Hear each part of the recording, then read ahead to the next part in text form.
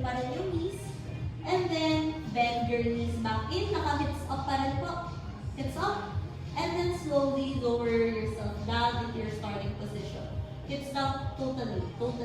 Yun. Again. So, hips down muna. Push out. Hips down pa rin. Now, slowly lift your hips up into your bridge. Good. Keeping your hips up pa rin, I want you to bend your knees. So, naka-bridge tayo. Bridge up. And then slowly lower your hips back. Yung spray ko parang umambot. No, parang out. Lower pa rin yung hips. Now, lift your hips up. Straighten pa rin yung knees. Now, bend your knees back in. Good. And slowly melt your hips down. 2. Nice. Go for 3. Push out. Sarap dito sa ito. And hips up. Exactly po. Spinal articulation kasi siya. Now, bend your knees. And slowly lower down. Good. 3. Go for 4. Exhale. Push out. And hips up. And bend your knees. And lower down. Nice. Last 2. Go for 5. Press out. And hips up. And bend your knees. And lower down. Last 1. Go for 6. Push out. And hips up. And bend your knees. And release down. So, yun yung semi-circle natin. This time, we're gonna do the reverse naman. So, inhale muna here sa hips down. Exhale, hips up muna, keeping your knees bent. Good. Now, push out. Hips up pa rin. Press out. And then, slowly lower your hips down. And bend your knees back in. That's 1. Go for 2. Exhale, bridge up. And push out. And lower your hips down. And return. Nice. Push yourself out po po. Go for 3. Pwede pa ikot para kadlong ko. Ay, okay po. Para masabay sa story. Sige yan. Wait, balik tayo sa starting position para mag-videohan. And back. Yun. Hips down muna. Inhale. And exhale. Bridge up first. Now, push out. And slowly lower your hips down. And bend your knees. Good. 3 more to go. Lift up. Exhale. And inhale. Straighten out your knees. And then lower your hips down. And bend your knees back in. Good. Last 2. Bridge up. And push out. And lower your hips down. And bend. Last 1. Let's do it together. Lift up to your bridge. Stay lifted as you push the bend out. And slowly lower your hips down.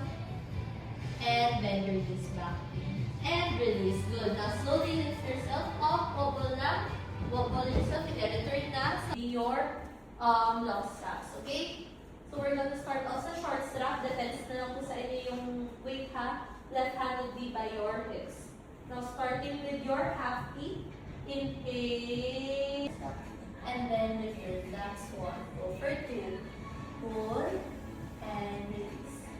Exhale, 3, and return. Go for 4, and back. Last 2. Straight back lang. Go for 5, and return. Last 1. Go for 6. Stay here. Now, pull all the way towards the mirror. Good. And release. That's 1. Go for 2. Exhale, pull. And return. Go for 3. Pull back. And release. Exhale for 4. And then back in. Last 3. Go for 5. And release. Last 1. Go for 6. Pull. And return. Nice. Now this time, we're gonna add some spinal rotation before we transfer to the other side. So dito pa lang, naka-T position na tayo. So we will be facing towards our curtain. You'll be holding it with your left hand. Now T position here. Inhale. Exhale. Twist towards our aircon. Try not to bend yung elbows ha. And then inhale. Back sa curtain. If it's too heavy, hold sa long straps. Go for 2. Pull. and return. Try not to bend yung elbows. Dapat spinal rotation lang yan. Go for 3. Pull. And return. Good job, everyone. Exhale for 4. Pull. And return. Last 2. Go for 5. And release. Last one, you're gonna hold it. Go for 6. Pull. And stay. Straighten your elbows for 5. 4. 3. 2. And release back in. Good job. Nice one. So, other side naman tayo. Facing you. Signage. Na-feel naman sa arms ko. Feel na feel. So, shake yung arms kung needed ha. And then, face naman yung signage. Pwede naman this side naman po since you're facing sa signage. Okay na, yung parang may talikod. Iba't ibang POV. I love it. May mga... So the tension depends ulit kung sa inyo ha. Walang sisihan siya. So we're gonna start off muna with your left hand. So left hand, and then naka-half na tayo. Inhale here. Exhale, extend muna sa ceiling, and back down. 1. Go for 2. Lift up, and lower down. So lateral flexions muna. Go for 3, and drop down. Last 2, go for 4, and release. Go for 5, and return. Last one, go for 6. Stay here. Now flex the mirror, and then bend back in, and return. That's 1. Go for 2. Exhale, lift. Go for 3, and return. Exhale, 4, and bend back in. Last 2. 5, and release. Last one, go for 6, stay. Now pull all the way to mirror, and bend back in. 1, go for 2, pull, and release. Exhale for 3, and return. Go for 4, and back. Last 2, exhale 5, and return. Last one, go for 6, and release. Now, last workout natin will be rotating facing sa curtain, T-position of arms. Extend. Yo. Now, make sure na hindi nakabend yung elbows natin. Full on T-position po. Even yung right. Yan. Inhale here, and exhale, twist facing signage. Signage na po. And return back. That's 1. Go for 2. Exhale, pull. Nice. And release. Straighten lang yung elbows. Go for 3. Straighten Miss Katrina. And return. Good. Go for 4. Pull. And release. Good. Last 2. Go for 5. Good job, Miss Lynn. And return. Last one, you're gonna hold it. Go for 6. Hold it there. For 5, 4, 3, 2, and release down. Nice one. Returning straps, and shake yung arms lang and shoulders. Good job. So, pull downs na po tayo. Facing sa mirror tayo. Still sitting on top of the box. Ano, Miss? Okay pa. So, place yung toes at the middle of the foot bar. Move yourself forward. Yung toes mo sa foot bar, and then hands on the side ng foot bar.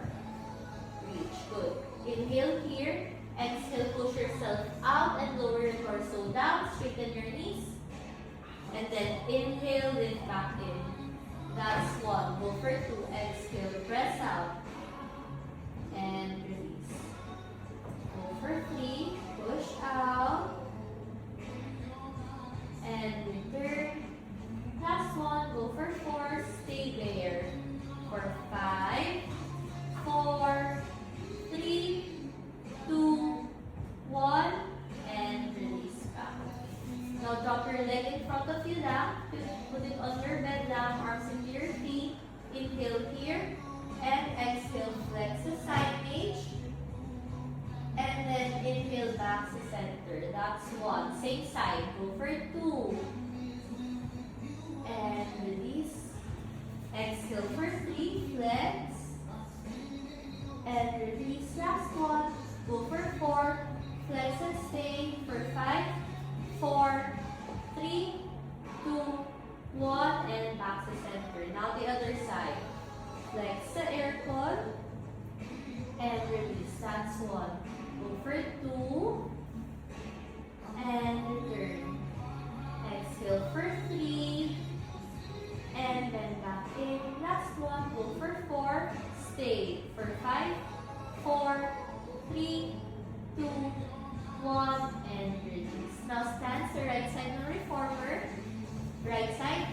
Yeah. We're gonna do your roll downs one last time. Toes pointing forward, hip distance apart ng feet. Now inhale here and exhale. Nod your chin towards your chest. Round your upper back, mid back, lower back, and stay there for 5, 4, 3, 2, 1, and slowly lift yourself all the way back up. And we're done po. Thanks so much! Thank you. Kamusta naman po? Na-feel ba sa mga targeted muscles? So, yun nga po. Kapag way out, lowering your torso down. Nice. And then, inhale, scoop your belly in, round your back, and lift yourself up. That's 1. Go for 2. Exhale, push out. Palms facing down. And then inhale, lift up. Go for 3. Rest down. And lift up. Exhale for 4. Roll yourself down. And lift up. Good. Halfway there. Go for 5. Push out. And lift up. Last 3. Go for 6. Press out to your mermaids. And inhale back to your starting position. Last 2. Push. And lift back up. Last 1. We're adding a hold. Go for 8. Press out. Feel the stretch and stay for 5, 4, 3, 2, 1, and release. We're gonna modify na yung one leg would be below yung foot bar para makatulong sa inyo to lift yourself up into your knees. Okay? So try muna natin na both legs would stay above your foot bar. So lie down muna all the way down. Lie down all the way. Yun. And then straighten your legs na above the foot bar. Point your toes. Lower your legs down sa foot bar po. Yan. Tapos straighten lang. Good. Now arms towards the ceiling. Palms facing each other. Yan. Inhale here. Exhale, nod your chin towards your chest. Lift your whole torso up, up. Okay, hindi kaya. So, gagawin natin. Lower yung left leg sa foot bar. So, nakaipit siya dyan. Now, arms towards the ceiling. Inhale here. Exhale, activate your legs to help you lift yourself up. Good. And lower down. Sige, sabay-sabay. Okay. So, if gamitin niyo po yung legs na pang-ipit, okay? Inhale, exhale, lift up. Yon, kaya, good. And lower down. Now, let's do it together. Go for 2. Exhale, lift. Nice. And drop down. Go for 3. Matangkad din po. So, you have to move down po para hindi kayo sumabit. Sumasabit yung shoulder. So, you have to move down po. Go for 3. Lift. And lower down. Good. Higher ka, Miss Jen. Go for 4. And drop down. Sige pa, basta ang is 8 ha. Hindi ko na alam kung pakilan yun eh. Kilala ba ako? Naka 4 na po kayo. 4 din, Miss Jen. Wala pa po ha. And lower down. 5. Bye, Miss Giselle. 6. 6. Good. Last 2. 7.